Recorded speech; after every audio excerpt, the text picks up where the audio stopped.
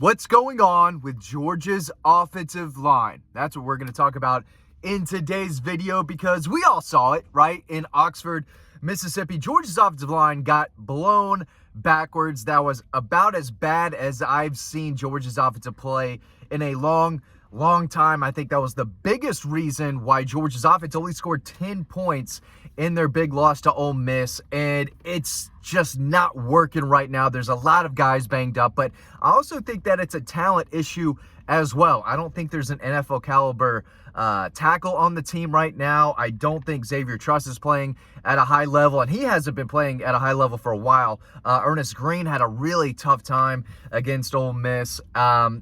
Just as a group, it's not going well. And Kirby Smart spoke about that earlier this week. But the first question that he got was related to Ernest Green, right? He was the high 4-star, low 5-star guy that they signed out of California. He's a multi-year starter. And I thought before the season that he could possibly turn into the next great Georgia tackle, right? But it just hasn't happened. He's not playing well, but he's banged up too. Here's what Kirby had to say. He said, yeah, Ernest is number one. He plays the hardest position in all of football, which is the left tackle position. I think he's done really well.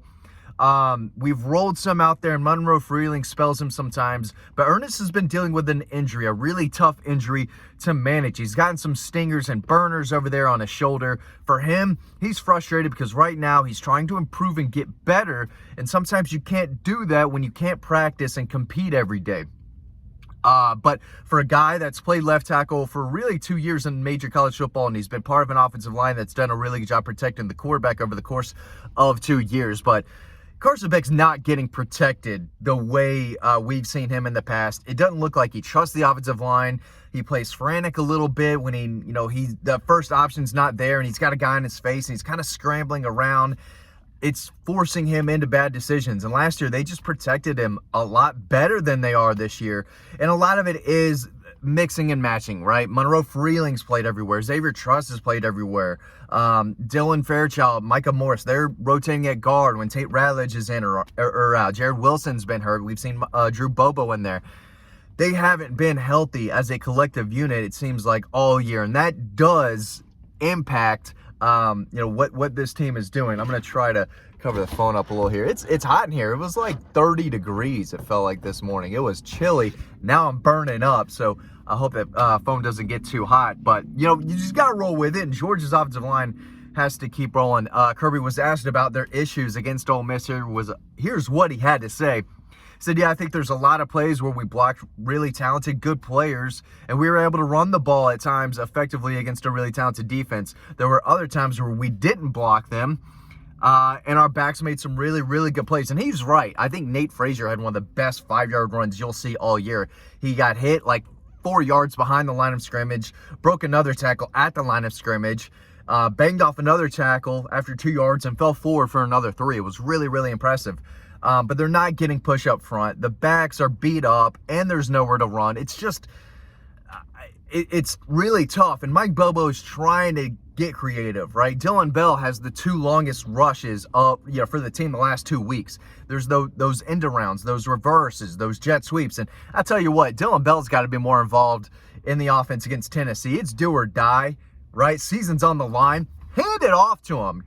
Dylan Bell can help you in the run game, and I know they're incredibly thin at wide receiver. I know that. I get that. But he's still a weapon, and when he has the ball, good things happen. Just look in the at the box score. When he gets a carry, he's making the most out of it. He's played running back before, and he's a guy who can make something out of nothing. So when you've got an offensive line that's beat up and struggling a little bit, I think Dylan Bell's a guy that needs to see the ball a little bit more, especially with his hands being a little inconsistent right now. I mean, that's just how it is. Hand the ball off to him. Get him involved some type of way. But he said, I'm completely confident in our offensive line. We can't put them into harm's way. So he's basically saying we got to get we got to get yards on 1st and 2nd down, 3rd and medium, 3rd and long. And you're telling an Ole Miss defense, hey, we've got to pass the ball. You can't do that against Tennessee. That's a really, really good front seven that they're going to bring. I think they're going to disrupt Carson Beck in that passing offense. But the offensive line, they've got to get healthy. But at this point, can they, right? We're 9 weeks into this thing. they're not playing as well as they did in the beginning of the year. They're still beat up and bruised. Everyone is, right? But when your starting center goes down for several weeks and your left tackle is fighting through injuries and he's having some really tough times with those, explosive, long, athletic pass rushers off the edge. I mean, he's getting beat, off the snap by those speed guys pretty easily at times. Not all the time, but at times. I mean, he's getting beat off the snap. Xavier Truss is too big and doesn't move well enough to handle those elite speedy pass rushers on his side when he's out there. So, again, whether they're protecting the quarterback, which they're not doing a great job of, or trying to play cohesive football in the run game, the holes aren't there. They're just having a really tough time. And you're asking Carson Beck out there to win games with his arm with no running game and guys who are dropping the ball left and right. It's really, really tough. So this year, unfortunately, if they don't win it all or don't even make it to the playoff, at this point, we got people talking about Georgia not making the playoffs even with a win against Tennessee and Georgia Tech. That's how crazy things are getting out there, and how many two-loss teams are going to be sitting there saying, hey, we deserve to get in. We deserve to get it in.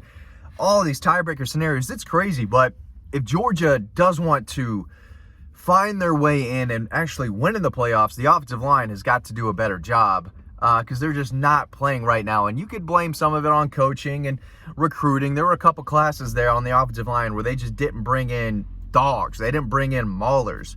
I believe that was like the 22 and maybe 23 class. 24 class, there's a lot of young guys waiting their turn. And they're bringing in, guys like Juan Gaston Jr., more size in the 25 class. But, he kept getting questions about the offense. I'll continue to talk about Kirby's thoughts. But on the lack of production on offense, this is where he kind of took up for Carson Beck a little bit. Even someone asked him, are you thinking about a quarterback change? And he's like, absolutely not. Absolutely not.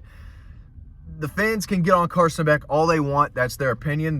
They rightfully have one. I love Georgia fans. That's why they have a job. If you want to get on Carson Beck and Mike Bobo, go for it. But Kirby Smart's here to say, it's more than Carson, right? And I think the average Georgia fan knows now. The receivers aren't playing to their standard. Neither is the offensive line, which is what this video is about. Again, they got crushed by Ole Miss. There wasn't much Carson Beck could do in that game. But Kirby said, well, we played really good defenses. Yeah, that's what he started with. He said, we're going against really good players. We're not happy with where we are. We played some really, really, really good defenses. He had 4 reallys in there. 4 reallys. Really, really, really, really good defenses.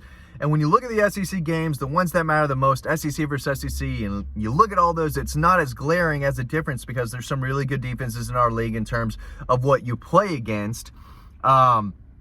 But we want to be more productive. We want to be able to throw the ball vertically down the field, which is they didn't even attempt it against Ole Miss. They couldn't.